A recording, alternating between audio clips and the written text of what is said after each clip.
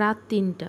বাবা কল করে বলল, তোর মাকে এইমাত্র খুন করেছি, আমিও আত্মহত্যা করব। যদি পারিস তো আমাকে ক্ষমা করে দিস। সকালে এসে আমাদের লাশ দুটো দাফনের ব্যবস্থা করিস। এই পৃথিবীতে তুই একা হয়ে গেলি, চিন্তা করিস না, দূরের ওই আকাশ থেকে তোকে আশীর্বাদ সর্বদা করব। আমি কান্না জড়িত কণ্ঠে বললাম, বাবা তুমি এসব কি বলছো? মাকে কেন খুন করছো?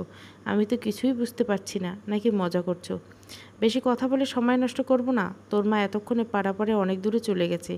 আমি এখনই আত্মহত্যা করে তার সঙ্গে হাঁটতে শুরু করব, নাহলে সে হারিয়ে যাবে। বাবা প্লিজ মায়ের কাছে মোবাইল দাও, আমি তার সাথে কথা বলবো। সে তো গলা কাটা অবস্থায় নিশ্চুপ হয়ে ঘুমিয়ে আছে।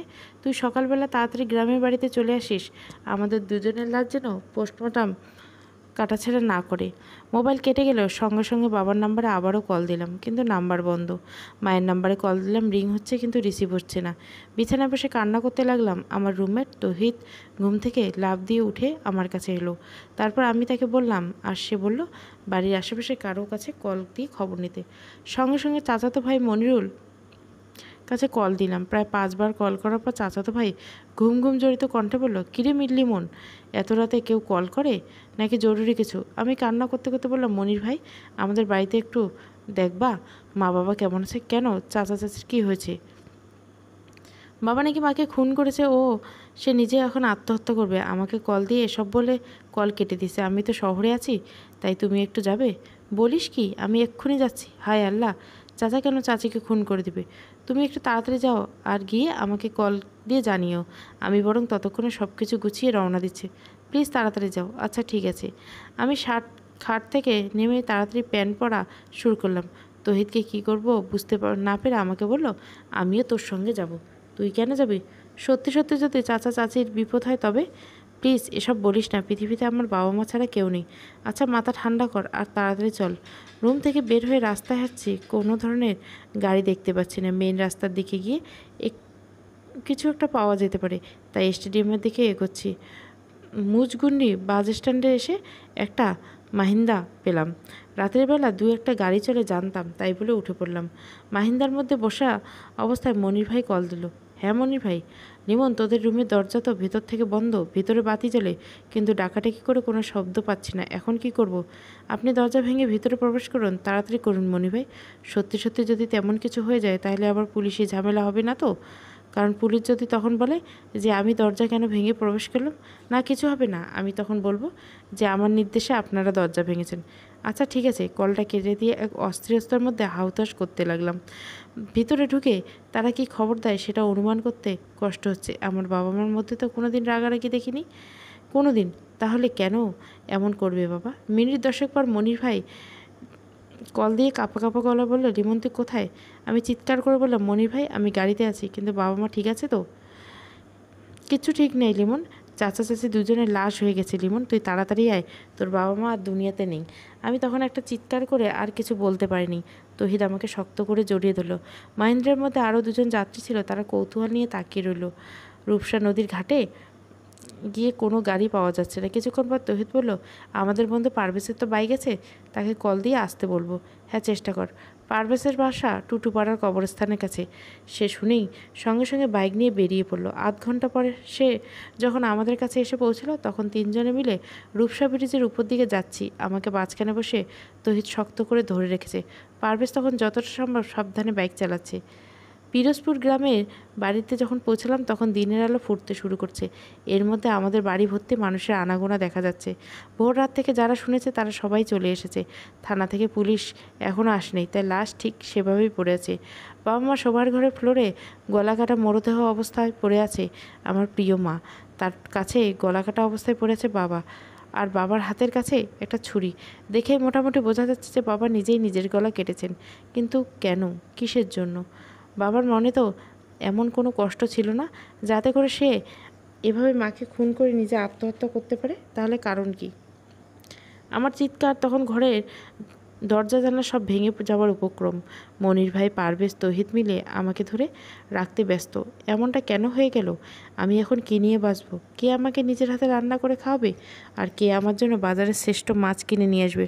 হঠাৎ করে চোখ বন্ধ হয়ে যাচ্ছে, সব কিছু চোখের সামনে ঘুরছে, মনে হচ্ছে জ্ঞান হারাচ্ছি। যদি কেউ চোখ মেলে তাকালাম, তখন আমি শুয়ে আছি ঘরের সম্মুখের বারান্দায়।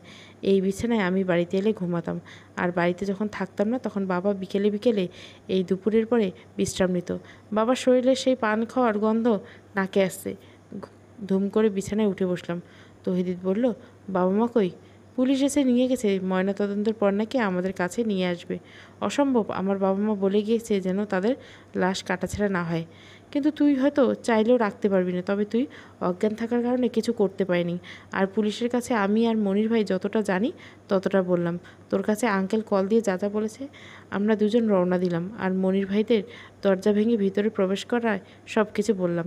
এখন আমি আমার বাবা মার লাশ কাটা থেকে রক্ষা করব কীভাবে? তুই চাইলে একবার চেষ্টা করতে পারো। আঙ্কেল নিজে যদি আন্টিকে খুন করে নিজে আত্মঘাতী হয় তাহলে আর কোনো কাটাছেঁড়া হবে না। আর বাইরে দুজন পুলিশ এখনও আছে, তাদের সঙ্গে কথা বলে দেখতে পারো। পুলিশের সঙ্গে আমি আবার সব কিছু বললাম। তারা চেয়ারম্যানের সাহেবের কাছে খবর দিতে বলে দিল। আমি চেয়ারম্যানকে কল দিলাম, মনির ভাইয়ের কাছ থেকে নাম্বার নিলাম। চেয়ারম্যান সাহেব কিছুক্ষণ পর আমাদের বাড়িতে এলেন। তারপর আমি তাকে বললাম যে বাবা মার লাশ ময়নাতদন্তের দরকার নেই। তিনি বললেন যে তাহলে এমপির সাথে যোগাযোগ করতে হবে এবং তিনি থানায় বলে দিবেন। মানসিকতা এতটা খারাপ, তবুও অনেক ঝামেলার মধ্যে বাবা মার লাশ ময়নাতদন্তের হাত থেকে রক্ষা করলাম। কিন্তু মনের মধ্যে সেই প্রশ্ন ঘুরছে, বাবা এমনটা কেন করলো? মাগরিবের কিছুক্ষণ আগে বাবা মা দাফন করা শেষ হয়ে গেল। বাড়ি থেকে বের হব পথে গেটের কাছে রাস্তার পাশে ডান হাতে একটু ফাঁকা জমি। বছরখানেক আগে এদিকে যেখানে কিছু সুপারি গাছের চারা রোপণ করার সময় মা আমার সঙ্গে বলেছিল, তোর বাবা আর আমি মারা গেলে আমাদেরকে এখানে কবর দিস লিমন। আমরা তো মানুষ বেশি নয়, তুই বাড়ি থেকে বের হওয়ার সময় আমাদের কবরে সালাম দিয়ে বের হতে পারবি। আবার যখন বাড়িতে ফিরবি তখন আমাদের সালাম দিয়ে বাড়িতে প্রবেশ করি। রাস্তা দিয়ে যখন মসজিদের ইমাম কিংবা কোনো ভালো মানুষ হেঁটে যাবে তখন আমাদের জন্য দোয়া করবি। আমি সেদিন হেসেছিলাম, কারণ আমার বিশ্বাস ছিল বাবা মা এখনও অনেক দিন বাঁচবে। আসলে পৃথিবীর প্রতিটা মায়ের সন্তানরা চায় তাদের বাবা মা চিরকাল বেঁচে থাকুক। বাবা মাকে সেখানেই কবর দিলাম। এখনও চোখ দিয়ে পানি বের হচ্ছে। দাফনের কাজ শেষ করে সবাই চলে গেছে, শুধু আশেপাশে কিছু মানুষ। মনি ভাই বরাবর আমার কাছে বসে কান্না করছে। বাবা তাকে খুব পছন্দ করতেন। পাশের ঘরে প্রতিবেশী এক চাচি আমাকে মাথায় তেল দিয়ে দিল, কপালে আর মুখে হাত দিয়ে আদর করে বলল, এভাবে ওটা চলে যাবে ভাবিনি। যা হয়েছে হয়ে গেছে, মনকে শক্ত করো। আমরা তো আছি। সারাদিন মোবাইল বের করার সুযোগ পাইনি। সেই যে সকালবেলা পকেটে রেখেছি সেভাবেই পকেটে আছে। বের করে দেখি মোবাইল বন্ধ হয়ে গেছে। চালু করতে দেখি চার্জ আছে। তাহলে মনে হয় চাপ লেগে বন্ধ হয়ে গেছে। মোবাইলের ব্যাটারি একটু লুজ, তাই মাঝে মাঝে ধাক্কা লেগে বন্ধ হয়ে যায়। কাগজ নিয়ে জাম করে রাখি। মোবাইল চালু করার তারপর কল লিস্টে বাবার নাম্বারের দিকে তাকিয়ে রইলাম। গতকাল রাতে এমন সময় খাবার খেয়ে কল দিয়ে কথা বলছিলাম, মাত্র 24 ঘন্টা। হঠাৎ চোখ বড় হয়ে গেল। উপরে মেসেজের চিহ্ন। মেসেজ অপশনে গিয়ে দেখি অনেকগুলো মেসেজ। সচরাচর সিম কোম্পানি অজস্র অপ্রয়োজনীয় মেসেজের জন্য এখন মেসেজ চেক না করেই ডিলিট করতাম, কিন্তু সেগুলোর মধ্যে বাবার নাম্বার দিয়ে একটা মেসেজ দেখে অবাক হলাম। গতকাল 2:53 মেসেজ এসেছে, আর বাবা আমাকে কল করেছেন 3:09। মেসেজ পড়ায় আমার হাত পা কাঁপছে। লেখা আছে, তোকে বাঁচাতে গিয়ে তোর মাকে খুন করলাম এইমাত্র। 25 বছর সংসার জীবনে যাকে আমি কখনো একটা চড় মারিনি, তাকে একটু আগে নিজের হাতে জবাই করেছি, আর এখন নিজের গলা কাটবো। ওরা সবাই এখন আমাদের চারদিকে দাঁড়িয়ে আছে। তোকে কল দিয়ে বাড়িতে আসার জন্য আমাকে বলছে। আমি সেই ফাঁকে তোকে কল না দিয়ে আগে মেসেজ দিচ্ছি। ওদেরকে বলছি যে নাম্বার খুঁজে পাচ্ছি না। তোকে কল দিয়ে আমি হয়তো নিরুপায় হয়ে বাড়িতে আসতে বলবো, কিন্তু খবরদার তুই আসবি না। কারা এসব করছে সেটা তো জানার দরকার নেই, কিন্তু তুই কোনোদিন গ্রামের বাড়িতে আসবি না বাবা, তাহলে ওরা তোকে খুন করে ফেলবে। আমি চাই না যে আমাদের মৃত্যুর জন্য তুই প্রতিশোধ নিস, তাই সেই খুনিদের নাম বললাম না। আমি আর তোর মা তোর জন্য জীবন দিয়ে গেলাম। আমাদের স্বপ্ন তুই অনেক বড় হবি রে। আমাদের স্বপ্ন পূরণ করিস বাবা। আকাশে বসে যেন তোকে দেখতে পারি আর তোর মা হাসতে পারে। বাবার মেসেজ দেখে শরীর কাঁপছে। আমি তো এই মেসেজ গতকাল দেখিনি। বাবা আমাকে গ্রামের বাড়িতে আসতে নিষেধ করেছে, কিন্তু আমি তো না জেনেই চলে এসেছি। তাহলে কি আমাকে এখন তারা খুন করবে? কিন্তু কারা খুন করবে? শেষ রাতের দিকে আমাদের ঘরে আগুন লাগিয়ে দেয় শত্রুরা। আমরা তিনজন তখন ঘুমাচ্ছিলাম। ঠিক তখনই তহিদ আগুন আগুন বলে চিৎকার করে ওঠে। আচ্ছা, আর একটু খুলে বলি। তহিদ পারভেজ দুজনের মেসেজ পড়ে চমকে গেল। তহিদ আস্তে করে কানে কানে বলল, এই কথা কাউকে বলিস না, কারণ এখন তোর আশেপাশে সবাইকে শত্রু মনে করতে হবে। মনিরুল ভাই বাড়ি থেকে রাতের খাবার করে পাঠানো হয়েছে। তহিদ আর পারভেজ সেই খাবার খেয়েছে। আমাকে তহিদ নিজের হাতে ভাত মুখে 2 লোকমা খাইয়ে দিল। সমস্ত ঘরের মধ্যে বাবা মার স্মৃতি জড়িয়ে আছে। রাতের বেলা আমি, তহিদ, পারভেজ একসঙ্গে ঘুমালাম। মনি ভাই থাকতে চেয়েছিল, কিন্তু আমরা নিষেধ করেছি। রাত 10টার দিকে আমরা স্কুলের শিক্ষক দেখা করতে এসেছিল। অনেক উপদেশ দিলেন। 25 থেকে 30 মিনিট পরে বিদায় নিয়ে চলে গেলেন। কারা হতে পারে সেই আসামি? আমাকে মারার জন্য কেন তাদের পরিকল্পনা? বাবা কেন আমাকে এসব থেকে আলাদা হতে বলল? পারভেজ বলে উঠল, লিমন, তুই ঘুমানোর চেষ্টা কর বন্ধু। আমি আর তহিদ জেগে আছি। যদি সত্যি সত্যি কেউ তোকে শত্রু থাকে তাহলে অবশ্যই হামলা করবে। আমি বললাম, কিন্তু কেন এমন করবে? আমার তো কোনো শত্রু নেই, আর তাছাড়া আমরা কারো ক্ষতি করিনি কোনোদিন। তহিদ বলল, দোস্ত, আজকাল ভালো মানুষদের ধ্বংস করার জন্য পৃথিবীতে অনেক খারাপ মানুষ আছে। নিশ্চয় এখানে বড় কোনো কিছু ঘটা আছে, তাই সেটা আমাদের খুঁজে বের করতে হবে। কিন্তু বাবা তো আমাকে গ্রামে আসতে নিষেধ করছে। তাহলে কি বাবার শেষ অনুরোধ রাখতে পারবো না? তুই নিজে গ্রাম ত্যাগ করবি, কিন্তু গোয়েন্দা সিআইডি মোতায়েন করা হবে। তারা অবশ্যই এই রহস্য উন্মোচন করতে সক্ষম হবে। তখন সব কিছু পরিষ্কার হবে। এরপর আমরা চুপচাপ শুয়ে রইলাম। বাইরেরও ঘরের মধ্যে বৈদ্যুতিক আলো চলছে। বাবা মার কত স্মৃতি মনে পড়ে আছে। চোখ বেয়ে অজান্তে অগোচরে পানি বের হয়ে গেল। এভাবে কখন চোখ বন্ধ করেছিলাম জানি না, কিন্তু হঠাৎ তৈয়ের মুখে আগুন আগুন চিৎকার শুনে খুব ভয় পেয়ে বিছানায় বসলাম। পারভেজ বলল, দোস্ত, তাড়াতাড়ি বের হতে হবে, নইলে সবাই আগুনে পুড়ে মারা যাব। কিন্তু আমরা যখন দরজা খুলে বের হতে যাব, তখনই দেখি দরজা বাইরে থেকে বন্ধ। 3টা দরজা দিয়ে বাইরে যাওয়া যায়, কিন্তু সবগুলো বাইরে থেকে বন্ধ রাখা। গতকাল যেই পিছনের দরজা ভেঙে মনির ভাই প্রবেশ করেছিল, সেটা আজকে একদম ভালো করে পেরেক ঠুকে বন্ধ করে দিয়েছে। কিন্তু বাকি 2টি দরজা কারা বন্ধ করলো? আমাকে যারা খুন করতে চায় তারা কি এসব করছে? পশ্চিমের একটা নড়ে বড়ে জানলা ছিল, সেটাতে এক ধাক্কা দিয়ে ভেঙে ফেললো পারভেজ। তারপর আমি, পারভেজ, তহিদ বেরিয়ে গেলাম। আগুনে সেই প্রায় সমস্ত টিনের চালা ছড়িয়ে গেছে। ইটের দেওয়াল হলো কাঠ আর টিনের চালের ছাউনি দিয়ে ঘেরা ঘরটা চোখের সামনে পড়ছে। তহিদ ও পারভেজ দুজনের সামনের দরজায় বাইরে থেকে খুলে পারভেজকে বাইক বের করলো, আর কিছু জিনিসপত্র পেয়েছিল। কিন্তু পরিস্থিতি খুব অস্বাভাবিক। আবারও সেই চিৎকার চেঁচামেচি শুনে গভীর রাতে অনেকেই ছুটে এসেছে। পানি ঢেলে আগুন নিভে যাবে, সেই পানি নিয়ে ব্যস্ত অনেকে। আমি শুধু ঘরের সামনের আম গাছের গোড়ায় ঘাপটি মেরে বসে আছি। সকালবেলা পুলিশ এসেছে, চেয়ারম্যান সাহেব নিজেও উপস্থিত, কিন্তু বাবা মার স্মৃতি বিজড়িত ঘরটা দাঁড়িয়ে আছে পোড়া এক বীভৎস রূপে। দারোগা বললেন, আপনারা তখন কোথায় ছিলেন? আগুনের ঘটনা প্রথম কে দেখেছে? তৌহিদ বলে, জি স্যার, আমি প্রথম দেখতে পেয়েছি। আমার কান খুব পাতলা, ঘুমের মধ্যে পাতা নড়ার শব্দটা কানে আসে। আমি যখন শুনি যে টিন ফুটছে আর একটা ক্রু একটা করে পটপট করে ছুটছে, তখন চিৎকার করছি। আপনারা বাইরে বের হবার পর কেউ কি তখন এখানে ছিল বা আক্রমণ করতে গিয়েছিল? না স্যার, তেমন কিছুই না। আমরা তো এখানে সম্পূর্ণ ফাঁকা দিচ্ছি। আচ্ছা মিলন সাহেব, আপনার বাবা মার সঙ্গে কারো শত্রুতা ছিল? যেহেতু তখন একটা আক্রমণ হয়েছে, তাই আমরা কিছু শত্রুদের সন্দেহ করছি। তেমন কোনো শত্রু নেই যারা খুন করবে। আমরা সবসময় ঝামেলা এড়িয়ে চলতাম। জমি জমা নিয়ে কারোর সঙ্গে কোনো বিবাদ, নিজেদের মধ্যে বংশগত ব্যাপারে জলিল চাচার সঙ্গে পূর্বপাড়ার একটা রাস্তার জমি নিয়ে ঝামেলা চলে। তবে বাবা সপ্তাহখানেক আগে বলেছিল যে জলিল চাচা নাকি আমাদের জমি ফিরিয়ে দিতে রাজি হয়েছে। এমন তো হতে পারে সেই জলিল পরিকল্পনা করে ইচ্ছে করে জমি ছেড়ে দিয়েছে, কারণ মনে মনে একদম খুন করার ষড়যন্ত্র ছিল। আমি জানি না, আপনার কি ধারণা আপনার বাবা মা দুজনে আত্মহত্যা করেছে নাকি খুন করেছে? তহিদ বলল, স্যার, খুন করেছে। আপনি নিশ্চিন্ত? হ্যাঁ স্যার, লিমনের বাবা ওকে কল করার আগে একটা মেসেজ দিয়েছিল, কিন্তু সেই মেসেজ চেক করা হয়নি। বললে জানতাম না তাকে কেউ খুব ভয় দেখে আত্মহত্যা করতে বাধ্য করছে। ও মাই গড, বলেন কি? দারোগা সাহেব মেসেজটি জোরে জোরে পড়লেন। চেয়ারম্যান সাহেব গভীর চিন্তার মধ্যে হারিয়ে গেল, সেটা বোঝাই যাচ্ছে। জলিল মিয়াকে ভালোভাবে জিজ্ঞাসা করতে হবে বলে দারোগা সাহেব বাজারে চলে গেলেন। দুপুর পর্যন্ত অনেকেই বাড়িতে ছিল। দুপুরের খাবার খেলাম প্রতিবেশী মনোয়ারা কাকার বাড়িতে। কাকিমা রান্না করে ডেকেই যাচ্ছিলেন, কিন্তু আমি যাইনি বলে পাঠিয়ে দিছে। বিকালের দিকে পারভেজ খুলনা চলে গেল, তবে আমাকে নিয়ে যাবার খুব চেষ্টা করছে। পারভেজ বলল, তুই এখানে থাকলে কিন্তু অনেক বিপদে পড়বি লিমন। তার চেয়ে খুলনা বরং শহরে চল তাড়াতাড়ি, সেখানে মোটামুটি নিরাপত্তা আছে। আর কিন্তু যেখানে আঙ্কেল নিজেই তোকে আসতে নিষেধ করছে, সেখানে তুই কী করবি দোস্ত? নিজের বিপদ ডেকে এনে ভুল করছিস না বন্ধু, চল আমার সঙ্গে। আমি বললাম, আমি রহস্যের শেষ দেখে যেতে যাই পারভেজ। কারা আমার বাবা মার সর্বনাশ করেছে আমি সেই গোপনীয়তা সব কিছু পরিষ্কার করতে চাই, না হলে শান্তি নেই। তুই বরং সাজু ভাইয়ের সাহায্য নিতে পারিস। তোর মনে আছে সাজু ভাইয়ের কথা?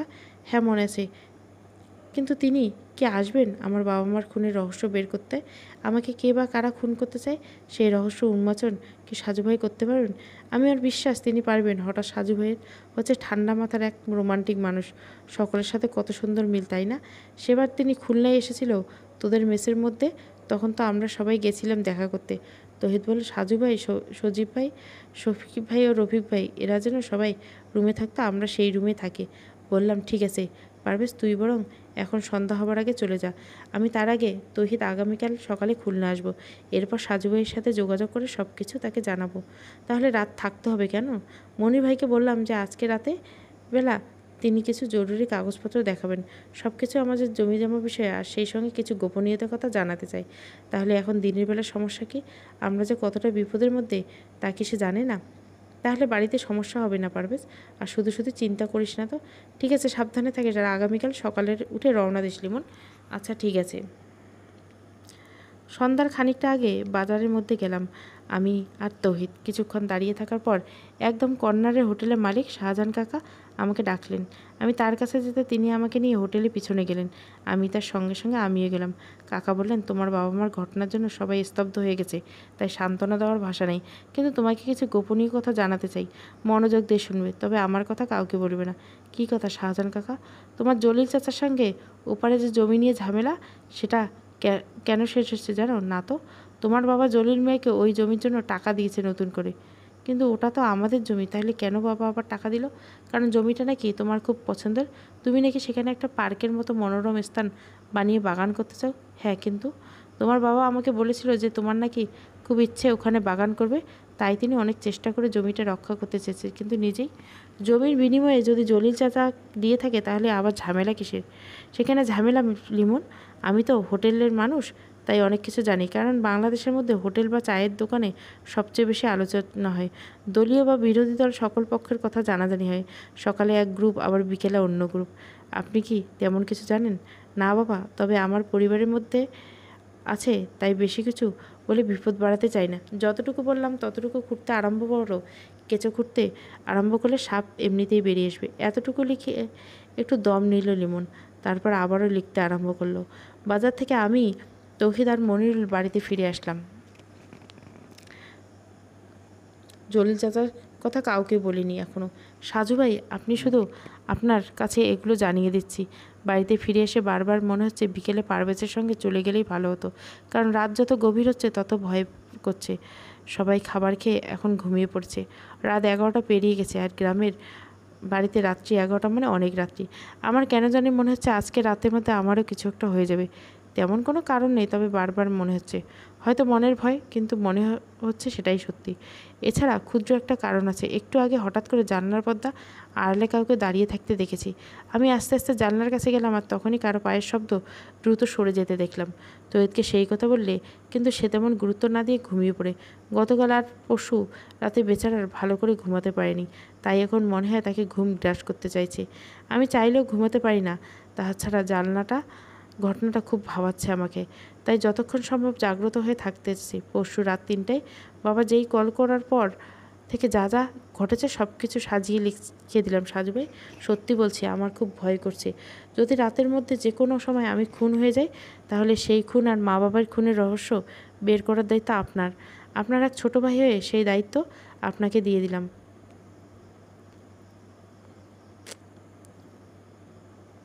আশা করি আপনি আসবেন। আমার বন্ধু পারভেজ, তৌহিদ আর আমি নিজের নাম্বার দিয়ে রাখলাম। যদি তৌহিদ আর আমার নাম্বার না পান, তাহলে পারভেজের নাম্বারে কল দেবার অনুরোধ রইল। ইতি লিমন, পিরোজপুর। গতকাল রাতে সাজু ভাইয়ের শরীর অসুস্থ, তাই তাড়াতাড়ি ঘুমিয়ে গেছিল, আর সকালবেলা দেরি করে ঘুম থেকে উঠে ফ্রেশ হয়ে মোবাইলে মেসেঞ্জার আসতে প্রায় দুপুর 12টা। অনেক পাঠক পাঠিকা এসে মেসেজ জমা দিয়েছে, কেউ এখনও একটু, আবার কেউ সবগুলো সংক্ষিপ্ত রিপ্লাই করতে হবে। হঠাৎ করে গতকাল রাত 12টার মেসেজ চোখে পড়ল। এমডি লিমন আইডি থেকে এত বড় একটা মেসেজ। সম্পূর্ণ ঘটনা এখানে বর্ণনা করেছে। সেই রাত 3টায় কল দিয়ে কথা শুরু, আর গতকাল রাত 3টা পর্যন্ত ঘটে যাওয়া ঘটনা। খুব মনোযোগ সহকারে সম্পূর্ণ ঘটনা পড়ল সাজু। তারপর বেশ কিছু সময় চোখ বন্ধ করে ভাবতে লাগলো। তহিদ ও লিমন দুজনেই সত্যি সত্যি বন্ধ দেখাচ্ছে। তাই পারভেজের নাম্বারে কল দিল সাজু ভাই দুপুর 12টা 34। রিসিভ করলে পারভেজ বললে, আসসালামু আলাইকুম, কে বলছেন? ওয়ালাইকুম সালাম, সাজু বলছি। তুমি কি লিমনের বন্ধু পারভেজ? জি ভাই, কেমন আছেন ভাইজান? আপনার কথা গতকাল লিমনের সঙ্গে আলোচনা করেছি, কিন্তু আপনি নিজেই আমাকে কল দিবেন? ভাইজান, আমার বন্ধু খুব বিপদে, একটু সাহায্য করেন। সাজু বললেন, তোমার বন্ধু গতকাল রাতে আমাকে সম্পূর্ণ ঘটনা টেক্সট করেছে, কিন্তু আমি একটু অসুস্থ তাই রাতে রিপ্লাই করতে পারিনি। সকালে অনলাইনে ছিলাম না। তোমার বন্ধু লিমন কেমন আছে? ভাই, একটুও ভালো নেই। কেন? আজকে সকালে তো তহিদ আর লিমন শহরে যাবার কথা, যায়নি না? গতকাল রাতে দুজনে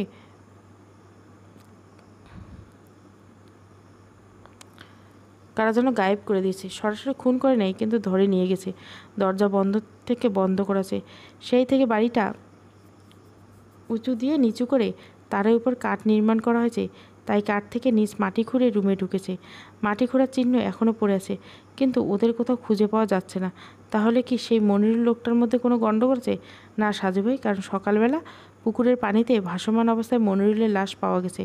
মনিরুল ভাইকে খুন করেছে, ওদের কিডন্যাপ করেছে, এলাকায় ভয়ঙ্কর হয়ে আছে। তাহলে কি? আরেকটা কথা সাজু ভাই, কি? লিমনের বাবা মা দুজনের কবরের মাঝখানে একটা কাগজ পাওয়া গেছে। সেই কাগজে লেখছে লিমন আর তহিদ খুন করে এখান থেকে পালিয়ে গেছে। আবার কেউ বলছে তাহলে ওভাবে দরজা না খুলে মাটি খুঁড়ে বের হব। তো উপযুক্ত কারণ পাচ্ছি না, কিন্তু সকালে মানুষের কথা কানে না নিয়ে সশরীরে গিয়ে সাজু দেখতে যাচ্ছে। কবিতার কাছে কল দিয়ে বলল, জরুরি কাজে গ্রামের বাড়িতে যাচ্ছি, পৌঁছে তারপর কথা হবে তোমার সঙ্গে। সাজুদের গ্রামের বাড়ি বাগেরহাট, যেহেতু তাদের পাশের জেলা হচ্ছে পিরোজপুর, তাই সরাসরি সে আগে বাড়িতে যাবে, তারপর সেখান থেকে নিজস্ব বাইক নিয়ে পিরোজপুর যাবে। গুলিস্তান থেকে দোলা পরিবহনের লঞ্চ পারাপারের গাড়ির টিকিট সংগ্রহ করলো। অনেক দিন পর গ্রামের বাড়িতে যাচ্ছে। দাদা দাদির সঙ্গে কতদিন দেখা হয় না। যেহেতু লঞ্চ পরাপার গাড়ি, তাই ফেরির মধ্যে অপেক্ষা করার ঝামেলা নেই। কবে যে স্বপ্নের সেই পদ্মা সেতু নির্মাণ কাজ শেষ হবে? গ্রামের মধ্যে এখন এক অস্থিরতা তৈরি হয়ে গেছে, সেটা কল্পনার মধ্যে ছিল না। পুলিশ সারাক্ষণ শুধু আনাগোনা করছে। প্রায় সবাইকে কিছু না কিছু জিজ্ঞাসা করা হয়েছে। মনিরুলের পরিবারের কান্না আর আজাহারিতে সবচেয়ে বেশি আকাশ ভারী হয়ে গেছে। পুকুর পাড়ে এমন কিছু নেই যেটা খুনির কাছে পৌঁছাতে পারে। দারোগা সাহেবের কাছ যখন সাজুর কথা শুনল, তখন একটু ভুরু কুঁচকে যেন কিছু ভাবলেন।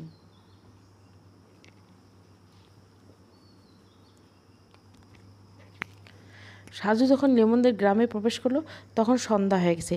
বাড়ির ভিতরে কোনো রকম ফ্রেশ হয়ে বাইক নিয়ে চলে এসেছে। সাজু স্থানীয় বাজারে এসে পারভেজকে কল দিয়ে, পারভেজ যখন বাজারে ছিল, বাজারের একপাশে বিশাল ঝটলা, সেখানে সবাই ঘিরে আছে এবং পুলিশও দেখা যাচ্ছে। সাজু সেখানে এগিয়ে গিয়ে পারভেজের সঙ্গে সরাসরি হাত মিলিয়ে নিল। তারপর যখন জানতে পারল যে তহিদ ফিরে এসেছে, তখন অবাক হয়ে নিজেই সেদিকে এগিয়ে গেল। প্রায় ঘণ্টাখানিক পর পুলিশ তহিদকে নিয়ে থানায় রওনা দিল। তার আগে সাজু ভাই একবার মনিরুল আর লিমনদের ঘর দেখে এসেছে। সব মোটামুটি ঠিকই আছে, কিন্তু মনিরুলদের বাড়িতে যে ঘরে লিমন আর তহিদ ছিল, সেখানে মাটি খুঁড়ে বের হবার স্থান দেখে প্রশ্ন জাগলো। তখন সে বুঝতে পারছে যে সবগুলোর প্রশ্নের উত্তর তহিদের কাছে পাওয়া যাবে। পুলিশ সঙ্গে সঙ্গে সাজুও গিয়েছে থানায়, কারণ পুলিশ বলেছে যা কিছু জিজ্ঞাসা করার সব থানায় গিয়ে করবে। সাজু ভাই তহিদকে বলল, লিমন এখন কোন জায়গায় আছে, আর সেদিকে রাতে তোমরা কিভাবে কি করছো? তহিদ আস্তে আস্তে বলল, সাজু ভাই, আমি এখন জানি না লিমন কোথায়, কারণ আমাকে ওরা পিরোজপুরের সি অফিস মোড়ে এসে নামিয়ে দিয়ে চলে গেছে। তারপর সেখান থেকে আমি একাই এসেছি এখানে। লিমনের মধ্যে পশু ভর করছে, ও কাউকে ছাড়বে না। মনিরকে খুন করেছে লিমন। তুমি তখন কোথায় ছিলে? আমাকে আরও দুটো লোক ধরে নিয়ে গেছে। মানে কি? সেখানে আবার আরও দুটো লোক কিভাবে এসেছে? আমি জানি না। তুমি আর লিমন যে ঘরে ছিলে, সেই ঘরের মধ্যে মাটি শীত কেটেছে কে? আমি সেখানে গিয়ে স্পষ্ট বুঝতে পারছি যে ভেতর থেকে মাটি খুঁড়ে বের করা আছে। হ্যাঁ সাজু ভাই, লিমন নিজে মাটি খুঁড়ে বের হবার ব্যবস্থা করেছে। আমার এমনিতে কান পাতলা, তাই যখন ধূপধাপ শব্দ হলো, তখন তাকিয়ে দেখি লিমন মাটি কাটছে। কিন্তু ভাই, আপনি কিভাবে বুঝতে পেরেছেন? খুব স্বাভাবিক, মাটি কেটে ভিতরে দিকে কাটা মাটি জমানো হয়েছে। যদি বাইরে থেকে কেউ আসতো, তাহলে তো বাইরের মাটির স্তূপ জমা থাকতো। হ্যাঁ ঠিক। আমি বিছানা থেকে নেমে বললাম, কিরে লিমন? লিমন তখন আমাকে চুপ করতে বলল। তারপর জানলার দিকে তাকাতে বলছে। আমি তাকিয়ে দেখি সে পুকুর পাড়ে কারো যেন দাঁড়িয়ে আছে। কিভাবে দেখলো? তাদের একজন হাতে সিগারেট, আর সেই সিগারেটের আগুনে ওঠানামা করছে, তবে সামান্য আস্তে কথা কানে আসছিল। তারপর আমরা সেখান থেকে গর্ত দিয়ে আস্তে করে বের হলাম। দরজা খুলে বের হলো না কেন? কারণ দরজা বাইরে থেকে বন্ধ ছিল। তাহলে কি মনির? হ্যাঁ, লিমন সেজন্য বাইরে গিয়েছে এবং আমি তার সঙ্গে ছিলাম। কিন্তু সবচেয়ে বেশি অবাক হলাম কারণ দুটো লোক লিমনের পরিচিত। তারা তখন মনিরের হাত পা আর মুখ বেঁধে দাঁড়িয়ে আছে। লিমন সেখানে গিয়ে ওদের একজনের হাত থেকে একটা বড় ছুরি নিয়ে মনিরুল ভাইয়ের গলা কেটে দিল। কি বলছো তুমি? এতটা সহজ? আর লিমনের সঙ্গে তাদের কিসের সম্পর্ক? আমি জানি না। আমি এতটাই হতভম্ব হয়ে গেছে যে সেখানে অজ্ঞান হয়ে মাথা ঘুরে পড়লাম। আর তারপর যখন হুঁশ ফিরল তখন আমি একটা টিন দিয়ে ছাউনি করা ঘরের মধ্যে বন্দি। লিমন সেখানে ছিল না, না, তবে আর একটা লোক এসেছিল কিছুক্ষণ পর। আর তিনি বলেছেন যে আমাকে নাকি তারা পাঠিয়ে দিবে, তবে শহরের মধ্যে ছেড়ে দেবে, কারণ গ্রামের মধ্যে নিয়ে গেলে প্রচুর ঝামেলা হতে পারে। লিমনের কথা জিজ্ঞাসা করেনি? হ্যাঁ, তারা বললো আমি লিমনের বন্ধু, তাই তারা আমাকে বাঁচতে দিচ্ছে, না হলে আমাকে শেষ করে দিত। আমি যেন পিরোজপুর থেকে সরাসরি খুলনায় চলে যাই আর কাউকে কিছু না বলি। যদি বলি তাহলে আমার প্রচুর বিপদের মুখে পড়তে হবে। লিমন নাকি তার বাবা মার খুনি কে সেটা জানতে পেরেছে, তাই এক এক করে সবাইকে হত্যা করতে চায়। আর যেহেতু তার বাবা মা এসব খুনাখুনির মধ্যে নিষেধ করেছে, তাই সরি আব্বাজান ব্যবহার করবে। কিছুটা বুঝতে পারছি, কিন্তু এখনও অনেক কিছু জানার বাকি। তবে লিমনের সঙ্গে যোগাযোগ করা আমার খুব দরকার। যিনি আমাকে এখানে আসার জন্য অনুরোধ করছেন সে নিজেই এখন। আমি এসব বলতে চাই নাই, কিন্তু গ্রামের সবাই আর পুলিশ আমাকে সন্দেহ করছে, তাই বলতে বাধ্য হলাম। ঠিক আছে, তুমি আপাতত পুলিশ হেফাজতে থাকো, তারপর দেখি কী করা যায়। আচ্ছা ঠিক আছে সাজু ভাই, কিন্তু লিমন যে এভাবে পরিবর্তন হবে কখনো ভাবিনি। মাত্র কিছু সময়ের মধ্যে কিভাবে কি হয়ে গেল, আর তার সঙ্গে লোক দুটো যুক্ত হয়েছে, কি ভয়ঙ্কর। থানা থেকে বের হয়ে সাজু নিজের এলাকায় চলে এসেছে। রাতের মধ্যে সেই গ্রামে থাকা কোনো মানে হয় না। আর পারভেজ তো থানায় আসার আগে বিদায় নিয়ে চলে গেছে। রাত 10টার দিকে নিজের বিছানায় শুয়ে সজীবের কাছে কল আনলো। আসার পথে সজীবকে কল দিয়েছিল, কিন্তু তখন কথা বলতে পারেনি। হ্যাঁ সজীব, কী খবর? বেশি ভালো না সাজু। কেন? রুহির মা অসুস্থ, তাকে ঢাকা মেডিকেল হাসপাতালে ভর্তি করানো হয়েছে। রুহি এখন সেই হাসপাতালে আছে, আমি তো চট্টগ্রামে আছি। আর তুই আজকে নাকি বাড়িতে গেলি? হ্যাঁ, পিরোজপুরে একটা মামলার মধ্যে জড়িয়ে যাবার সম্ভাবনা আছে, তবে আগের চেয়ে এটা বেশি জটিল মনে হচ্ছে। কীরকম? ছেলেটা খুলনায় আমরা যেই মেসে ছিলাম সেই মেসে থাকে। ওর মা বাবা দুজনে যে কোনো অদৃশ্য কারণে আত্মহত্যা করেছে, কিন্তু সেগুলোর পিছনে একটা চক্র কাজ করছে। তাদের সন্দেহ করে এখন ওই ছেলে খুন করা শুরু করছে। বেশ জটিল সমস্যা। হ্যাঁ, আর একা একা ভালো লাগে না। রকি আর তুই যে কোনো একজন সঙ্গী হলে ভালো হতো। তাহলে ছুটি নিয়ে আসবো নাকি? যদি পারিস তবে বেশ ভালো হবে। ঠিক আছে, কালকে অফিসে গিয়ে দেখি। মেলা মেলা ধন্যবাদ বন্ধু। আচ্ছা তুই একটু সময় করে রুহির কাছে কল দিয়ে কথা বলিস। বেচারার বাবার তো তোর জন্য ফাঁসি হয়ে গেল, এখন তার মা অসুস্থ হয়ে গেছে, তাই খুব কান্নাকাটি করছে। আচ্ছা ঠিক আছে। 3-4 দিন ধরে শরীরে হালকা জ্বর, গতকাল রাতে তাই তাড়াতাড়ি ঘুমিয়েছিল। আজকে ভ্রমণ করে আবারও ক্লান্ত লাগছে, তাই বিছানায় শুয়ে একটু পরে ঘুমিয়ে গেল সাজু ভাই। সকালবেলা 10:30টার দিকে ঘুম ভেঙে, তাও আবার দাদির ডাকাডাকিতে। দাদির কাছে জানতে পারলো কে যেন সঙ্গে দেখা করতে এসছে। বাইরে এসে সাজু তাকে চিনতে পারে না, তবে লোকটা বেশ বয়স্ক। বসে বসে তার দাদার সঙ্গে গল্প করছে। সাজু মনে মনে ভাবলো, দাদা আবার নতুন করে বিয়ে দেবে নাকি? সাজু বলল, আসসালামু আলাইকুম। ওয়ালাইকুম সালাম, কেমন আছেন আপনি? জি আলহামদুলিল্লাহ, আপনি কেমন আছেন? আর আপনি কিন্তু আমার দাদার বয়সী, তাই নাতি হিসাবে তুমি করে বললে খুশি হব। ঠিক আছে, তাই হবে। আর আমি লিমনের নানা, তাই সম্পর্কে ঠিকই আছে। কোন লিমন? যার বাবা মা দুজনে খুন হয়েছে, আর লিমন নিজে এখন কোথায় আছে কেউ জানে না। আপনি তার নানা? হ্যাঁ, তবে আপন নানা নয়, ওর মায়ের সম্পর্কে চাচা হয়। লিমনের নানা মারা গেছে অনেক আগে, তারপর ওর মাকে আমি মানুষ করেছিলাম। বুঝতে পেরেছি, কিন্তু আমি গতকাল লিমনের সেই মোটর সাইকেলওয়ালা বন্ধুর কাছে শুনেছি যে সাজু নামের এক গোয়েন্দা আসবে। সারাদিন অপেক্ষায় রইলাম, যখন এলো তখন দেখা করতে পারলাম না। কিন্তু কেন? আজকে সকালে থানায় গিয়ে তোমার বিষয়ে জানতে পারি। তবে গতকাল লিমনের বন্ধুর কাছে শুনেছি তোমার বাসা বাগেরহাট এই উপজেলায়। আমি একসময় পিরোজপুর জেলা স্কুলের শিক্ষক ছিলাম। আমরা এক ছাত্র আছে তোমাদের এই গ্রামে। আজকে সকালে যখন তাকে তোমার নাম জিজ্ঞাসা করছি তখন সে তোমার ঠিকানা দিয়েছে। আমাকে এতটা জরুরি ভিত্তিতে খুঁজে বের করার কারণ কি? লিমনের বাবা মার বিপদের আশঙ্কা আমি আগেই করেছিলাম, আর তারাও জানতো। মানে লিমনের বাবার কাছে একটা স্বর্ণের পুতুল আছে, খাঁটি স্বর্ণের পুতুল। বলেন কি? কিভাবে? এমন সময় সাজুর মোবাইল বেজে উঠল। নাম্বার দেখে চিনতে পারল সাজু। গতকাল রাতে থানা থেকে বের হওয়ার পর সাজু ভাই থানার দারোগা সাহেব নাম্বার নিয়ে এসেন এবং তার নিজের নাম্বারে দিয়ে এসেছেন। হ্যালো স্যার, সাজু সাহেব আপনি কোথায়? আমি তো বাড়িতে। আপনি? আমি এখন সেই লিমনদের গ্রামের মধ্যে তাদের স্থানীয় বাজারে আছি। লিমন তো আজকে রাতে এই বাজারের মালিক শাহজাহান নামের লোকটাকে খুন করেছে। কি? আর কিভাবে নিশ্চিত হলেন যে খুনটা লিমন করেছে? লাশের পাশে চিরকুট ছিল সরি আব্বাজান, আর আপনাকে উদ্দেশ্য করে কিছু লেখা। আমাকে উদ্দেশ্য করে? হ্যাঁ সাজু সাহেব, কী লেখা? লেখা আছে, সাজু ভাই আমাকে ক্ষমা করবেন প্লিজ। আপনাকে যখন আমি ডেকেছি তখন আমি রহস্য জানতাম না, কিন্তু এখন আমার চোখের সামনে সব পরিষ্কার। তাই আপনার কোনো সাহায্যের দরকার নেই। আমার বাবা মার হত্যার বিচার আমি নিজেই করব। খুব ভালো হয় যদি আপনি আর আমাদের গ্রামে না আসেন, কারণ আপনি থাকলে আমার ঝামেলা হবে। তাই আপনাকে সাবধান করে দিচ্ছি। আমার পথের মধ্যে যদি কোনো বাধা হয়ে দাঁড়ান, কিন্তু আপনাকে বিপদে পড়তে হবে। তহিদকে মেরে ফেলা উচিত ছিল। শালাকে বন্ধু ভেবে ছেড়ে দিয়েছি, আর সে সব কিছু বলে দিয়েছে। ভেবেছিলাম যে লুকিয়ে লুকিয়ে প্রতিশোধ নিতে পারবো, কিন্তু ওর জন্য আর হলো না। তহিদকে সাবধানে থাকতে বলবেন, কারণ ওকে নিষেধ করার পরেও যখন সব কিছু বলে দিয়েছে তখন কিছুটা মূল্য দিতে হবে। এই শাহজাহান কাকা আমার বাবার সঙ্গে বেইমানি করেছে। বাবার কাছ থেকে পুতুলের কথা জেনে সেটা আরেকজনকে কেউ বলে দিয়েছে, আর তাই একে একে ঘুম পাড়িয়ে দিলাম। এখনও অনেক কিছু ঘটনা বাকি আছে, তবে খেলাটা আমি খেলতে চাই। সাজু বলল, দারোগা সাহেব, আমার মনে হচ্ছে যে লিমন এগুলো করছে না। আপনি কি লিমনের বন্ধু তহিদকে ছেড়ে দিয়েছেন, নাকি আপনার হেফাজতে আছেন? আমার কাছে আছে। তাকে আটকে রাখুন। নিশ্চয় তহিদ কোনো কিছু লুকাচ্ছে, কারণ একটা অদৃশ্য মেঘ চোখের সামনে ঘুরছে। দেখুন, সেটা হয়তো সম্ভব না। উপর মহল থেকে সকালবেলা কল এসেছে, তাই তহিদকে ছেড়ে দিতে হবে। মানে তহিদের উপরে লোক আছে? হ্যাঁ, তার আগে আঙ্কেলের সঙ্গে এমপি সাহেবের খুব ভালো সম্পর্ক আছে, তাই এমপি সাহেবের সুপারিশে ছাড়তে হবে। নিশ্চয় কোনো ঝামেলা আছে, নাহলে তো এমন ছোট্ট বিষয় নিয়ে এমপি সাহেবের মাথা ব্যথা হবার কোনো কারণ নেই। আরেকটা কথা সাজু সাহেব, জি, আপনাকে আর এই মামলার বিষয়ে এদিকে আসতে হবে না। আমরা সবাই লিমনকে ধরার চেষ্টা করছি। কিন্তু কেন? এখানে কোনো রহস্য নেই। সকালবেলা আমরা অর্ডার পেয়েছি যে লিমনকে যে কোনো মূল্যে ধরে ফেলতে হবে, কারণ নিজের বাবা মার জন্য সে এখন হিংস্র মরিয়া হয়ে গেছে। সেজন্য তাকে এই মুহূর্তে থামানো দরকার। আপনি কি লিমনের বাবার কাছে একটা পুতুল ছিল, সেই বিষয়ে জানতেন? কিসের পুতুল? স্বর্ণের পুতুল? না, জানতাম না, কিন্তু লিমনের চিঠিতে পুতুলের কথা উল্লেখ করা আছে। ঘটনা কি?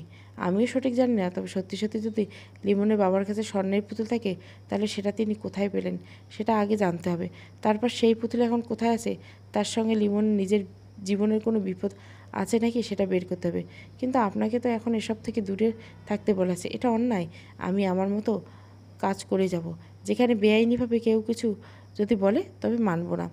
সেটা আপনার ইচ্ছা, তবে আমাদের কাছ থেকে আপনি কোনো তথ্য বা সাহায্য পাবেন না। আপনাদের কাছ থেকে না পেতে পারে, কিন্তু যদি আপনার কাছে চাই, মানে মানে হচ্ছে সমগ্র পুলিশের সাহায্যের দরকার নেই, শুধু আপনার সহযোগিতা কামনা করছি। আশা করি আপনি আমার অনুরোধ রাখবেন, কারণ আপনার মধ্যে আমি সততা দেখেছি।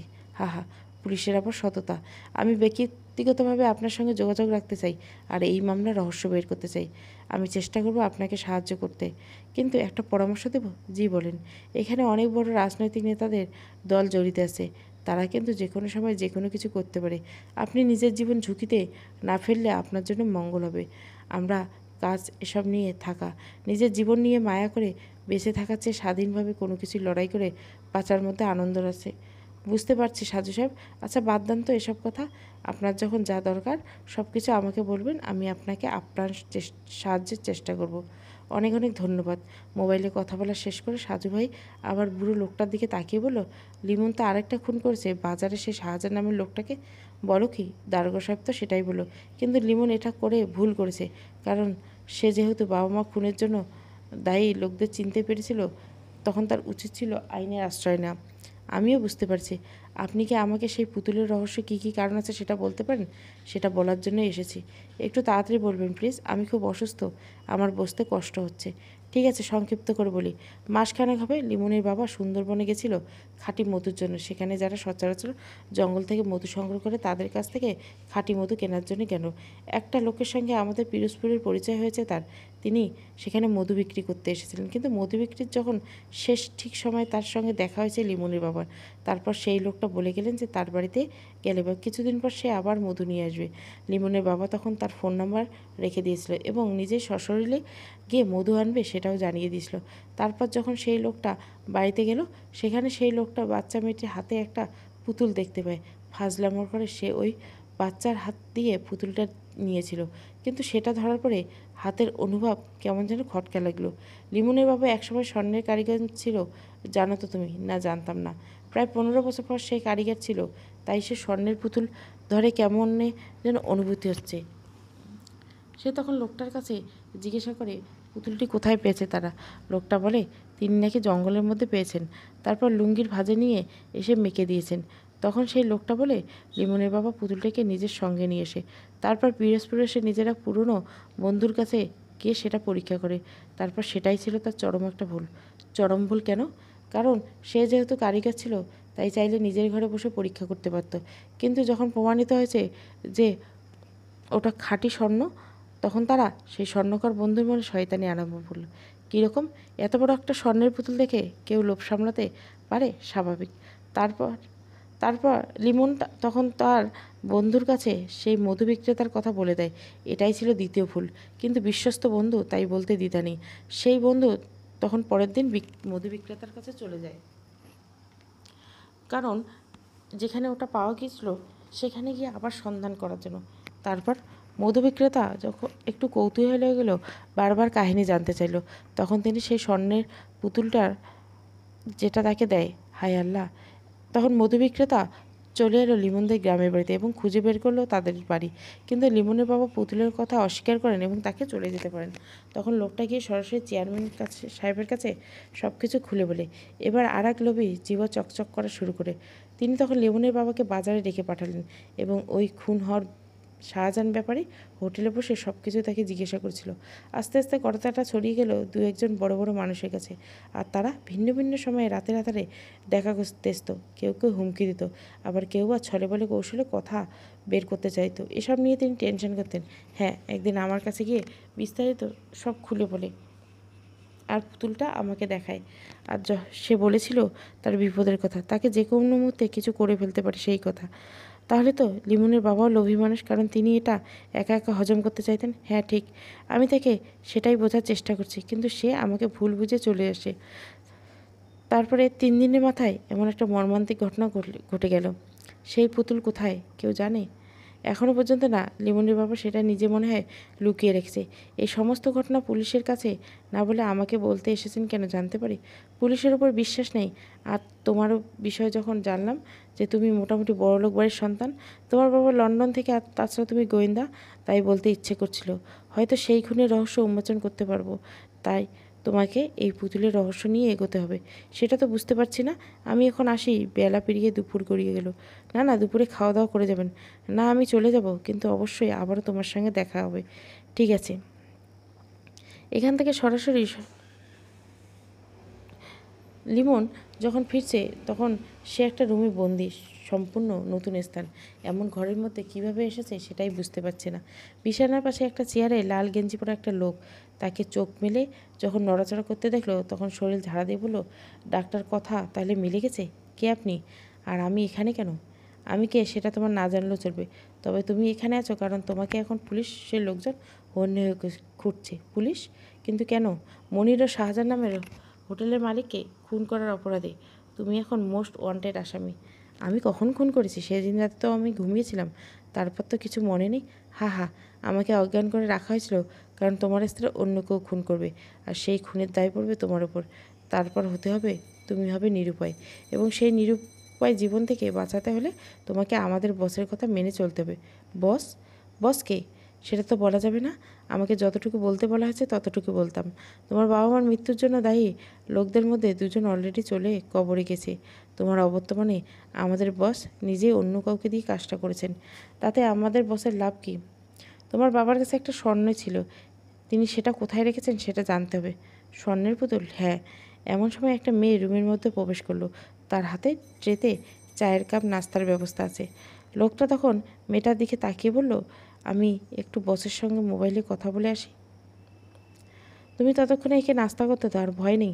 আমি দরজার বাইরে আছি, সে পালাতে চায় তাহলে? লোকটা বেরিয়ে গেল। মেয়েটা লিমনের দিকে তাকিয়ে বলল, আমার নাম নাসরিন জাহান।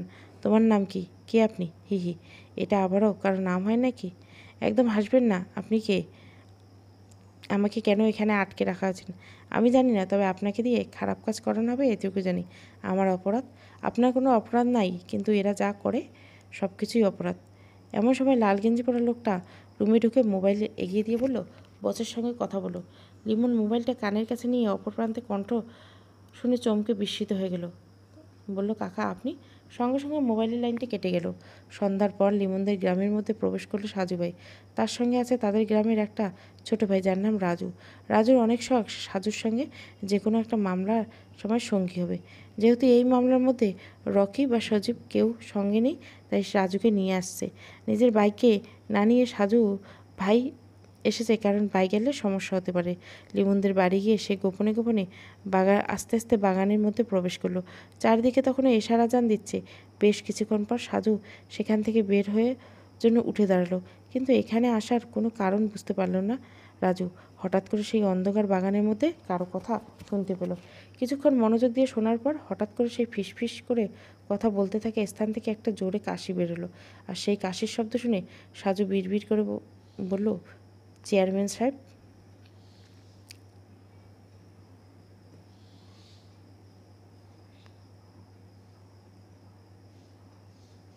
একটা আশঙ্কা নিয়ে এসেছে, কিন্তু চেয়ারম্যান যে নিজে উপস্থিত হবে সেটা বুঝতে পারেনি। তবে নিজেকে কিছুটা ভাবনার মধ্যে নিয়ে চলে গেল। সে চেয়ারম্যান সাহেবের সঙ্গে মাত্র একবার দেখা হয়েছে, আর তখনই এই চেয়ারম্যানের কাশির মগজ গেঁথে গেছিল, কারণ সেদিন এই কাশিটা খুব বিরক্ত লাগছিল। একটু পর চেয়ারম্যান সাহেব বাগান থেকে বের হয়ে গেলেন। সাজু ভাই আর রাজু দুজনে আস্তে আস্তে বেরোলো। এই মুহূর্তে মুখোমুখি হওয়া যাবে না। মনের সকল প্রশ্ন চেপে রেখে অনুসন্ধান করতে লাগলো গভীরভাবে। নিজেদের এলাকায় ফেরার পথে রাজু জিজ্ঞাসা করলো, আমার এখানে কেন এসেছিলেন সাজু ভাই? আর ওই লোকটা ওখানে কেন? সাজু বলল, যেহেতু একটা পুতুল নিয়ে সব কিছু গণ্ডগোল, তাই সেটা অবশ্যই কেউ না কেউ অনুসন্ধান করবে। তাছাড়া যিনি এখানে এসেছেন তিনি এলাকার চেয়ারম্যান, তবে আমার অনুমান মিথ্যে হতে পারে না। তাহলে কি চেয়ারম্যান জড়িত?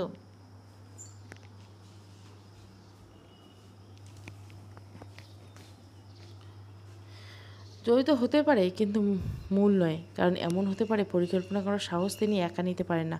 লিমনের সঙ্গে কি কোনোভাবে যোগাযোগ করার চেষ্টা করছেন ভাই? না, কিভাবে করব আমি তো জানি না। আচ্ছা, ভেবে দেখি।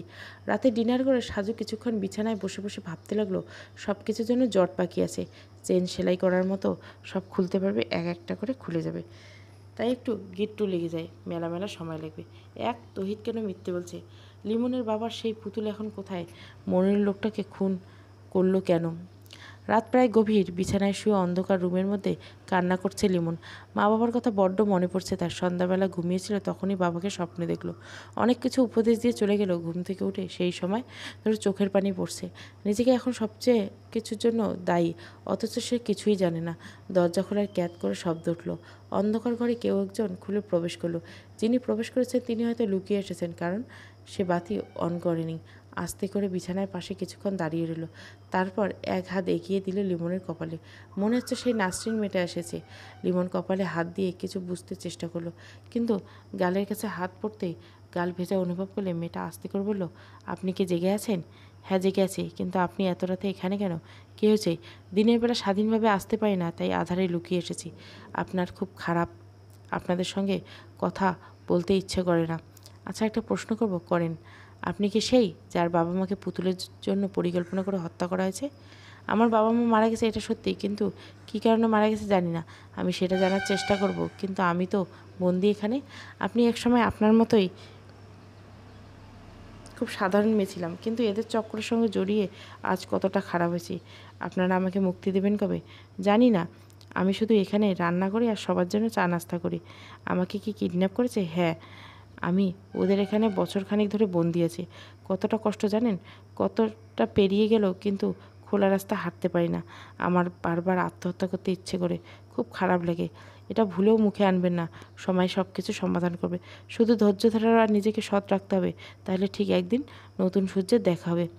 আপনার সঙ্গে কথা বলে ভালো লেগেছে, তবে আপনার বসের পরিচয় জানতে চাই। সেটা আমিও জানি না। এরা সবসময় বস বস করে, কিন্তু তাকে আজ চিনতে পারিনি। নাকি মিথ্যে বলছেন? যা সত্যি তাই বললাম। আচ্ছা, আপনি মনে হয় বিরক্ত হচ্ছেন, পরে কথা হবে। ভোরবেলা নামাজ পড়ে বারান্দায় চেয়ারে বসে সামনের মাঠের দিকে তাকিয়ে আছি। সাজু ভাই বেশ চিন্তিত মোবাইল হাতে নিয়ে বসে আছে। একটু আগে সজীব আর রুহি দুজনের নাম্বারে কল দিয়েছে, কিন্তু কেউ কল রিসিভ করেনি। দুজনে গতকাল রাতে কল দিয়েছে। যেহেতু রুহির মা অসুস্থ তাই চিন্তা হচ্ছে।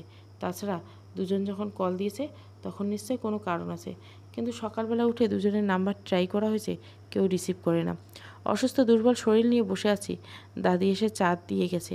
সেই চা একটা চুমুক দিয়ে সে রেখে এসেছে। চিনি একটু বেশি হয়েছে, তাই তাকে খেতে ইচ্ছে করছে না। আবার ডাক দিয়ে নতুন এক কাপ নিয়ে আসতে বলছে। মোবাইলে রুহির কল এলো। আসসালামু আলাইকুম সাজু ভাই। ওয়ালাইকুম সালাম। কেমন আছো রুহি? আর তোমার মা কেমন আছে? মোটামুটি ভালো, হাসপাতালে আছি। গতকাল রাতে তুমি কল করেছিলে আর সজীবও কল দিয়েছিল, কিন্তু আমার শরীর অসুস্থ তাই মোবাইল সাইলেন্ট করে ঘুমিয়ে গেছিলাম। আপনি কি বেশি অসুস্থ? কাল রাতে সজীবকে আপনার কথা জিজ্ঞাসা করেছিলাম, তখন সজীব বলল আপনি অসুস্থ, আর সজীব আপনাকে কল দিয়ে আমাকে কল করছে। যখন বললো আপনি রিসিভ করেননি, তখন আমার আর চিন্তা হতে লাগলো। এদিকে আপনি গতকাল গল্প পোস্ট করেননি। তুমি কি হাসপাতালে বসে গল্প পড়ো? তাহলে পোস্ট করার সঙ্গে সঙ্গে সুযোগ করে পড়া শুরু করি, কিন্তু গতকাল পোস্ট করে লাভ নেই। মেলা মেলা মন খারাপ, নতুন মামলার মধ্যে এমনিতে একটু ব্যস্ততা, তাছাড়া অসুস্থ। হ্যাঁ বুঝলাম, সেজন্য সজীবের সঙ্গে শেষ করে আপনাকে কল দিয়েছিলাম, কিন্তু রিসিভ করতে পারিনি। ভাবছি লেখা বন্ধ করব। কেন? সবাই জানে না, তবে অনেকে জানে। আপনি তাদের কথা বাদ দিয়ে লেখা চালিয়ে যান সাজু ভাই, আর আমার মায়ের জন্য দোয়া করবেন। সবসময় দোয়া রইল। আর আমি ঢাকায় আসলে অবশ্যই দুবেলা দেখা করতাম। সজীব বলেছে সে নাকি আসবে, ওর নাকি ছুটি নেই। হ্যাঁ ভাই, তবে বলেছে সে বৃহস্পতিবার রাতে বাসে আসবে, সারাদিন হাসপাতাল থেকে আবার বিকেলে চলে আসবে। বাবা, রুহি সজীবের কী অসাধারণ প্রেম! আপনি না হলে কিন্তু আমাদের পরিচয় সম্ভব না ছিল না সাজু ভাই। কপালে লেখা, তাই তোমাদের পরিচয় হয়ে গেছে, সেখানে আমি কেবল অছিলা। তবে দোয়া করি দুজনে বিয়ে করে সারা জীবন একসাথে ভালোবাসা নিয়ে থাকতে পারেন। সকল বিপদ আপদের দিনগুলো যেন ধৈর্যের সঙ্গে অতিক্রম করতে পারেন, সেই কামনা রইল। মেলা মেলা ধন্যবাদ সাজু ভাই। হা হা, আর দিতে হবে না। সকাল 9টার দিকে দারোগা সাহেব কল দিয়ে বলল, সাজু সাহেব, একটু আগে তহিদকে ছেড়ে দেওয়া হয়েছে। সে এখন জেলের বাইরে, তাই তার দিকে লক্ষ্য রাখবেন। তারপর সাজু ভাই পারভেজের নাম্বারে কল দিয়ে তহিদের নাম্বার নিল। তহিদকে যখন কল দিল তখন তহিদ বাসের মধ্যে বসে আছি। হ্যালো কে? তহিদ, আমি সাজু ভাই। তুমি এখন কোন জায়গায় আছো? ভাই, আমি বাসের মধ্যে বসে আছি। কোথায় যাও? বাড়িতে নাকি? না, আমি খুলনায় মেসে যাচ্ছি। আমাদের গ্রামের বাড়িতে অলরেডি সবাই জেনে গেছে আমি জেলে ছিলাম।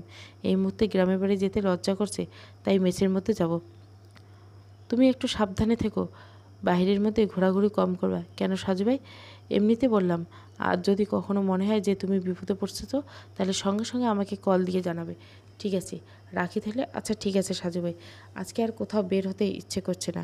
তাছাড়া যেহেতু লিমনদের গ্রামে গিয়ে তার জন্য অনুসন্ধান করা নিষিদ্ধ, তাই নতুন কোনো উপায় নেই সেই গ্রামের মধ্যে প্রবেশ করতে। আসরের কিছুক্ষণ পর সাজু ভাই নিজেদের পুকুর পাড়ে হাঁটছিল, এমন সময় তহিদের কল। সাজু খানিকটা অবাক হয়ে রিসিভ করলো। তহিদ কল দিয়ে বলল, সাজু ভাই আমাকে ক্ষমা করবেন প্লিজ। মানে কি হয়েছে হঠাৎ? আমার মনে হয় ওরা আমাকে শেষ করবে। আমি পুরোপুরি নিশ্চিন্ত। কারা খুন করবে? আমি তাদের চিনি না। আমার সঙ্গে দুজন মানুষের দেখা হয়েছে, তাও সেদিন রাতে, এবং তাদের দলনেতা আমি চিনি না। কোন দিন রাতে? যেদিন মনিরুল ভাই খুন হয়েছে। মানে? ভালো, আমি আপনার সঙ্গে মিথ্যে বলেছি, সেটা জেলের মধ্যে। তাহলে সত্যি কি? সেদিন রাতে লেমন ঘুমিয়েছিল জানলার পাশে। আমি দুপুরবেলা পুকুরে জাল ফেলে মাছ ধরা হয়েছে, আর সেই মাছ ছাড়ানো হয়েছে এখানে। তাই কাদা আর পানি এখনও খানিকটা জমেছিল। সেই কাদা আর পানিতে পা পিছলে পড়ে গেল সাজুর। হাত থেকে মোবাইল ছিটকে পড়লো পুকুর পাড়ে।